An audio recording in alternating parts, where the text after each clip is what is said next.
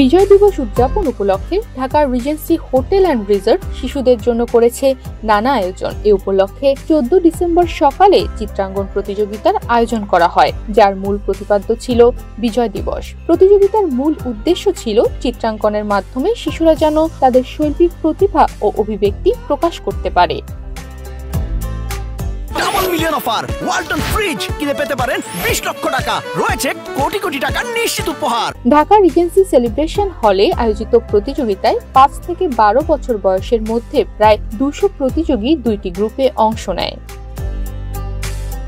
14 December সকাল 11টায় প্রতিযোগিতা শুরু হয়ে শেষ হয় বেলা 12টায়। প্রতিযোগিতার পুরস্কার বিতরণী অনুষ্ঠানে উপস্থিত ছিলেন ঢাকা রিজেন্সির sales and marketing director Mohammad Mahmud Hasan, human resource director এবং retired commander Monirul Islam, assistant manager এবং public relation Ira Masuk, sales and marketing team ও স্পন্সররা।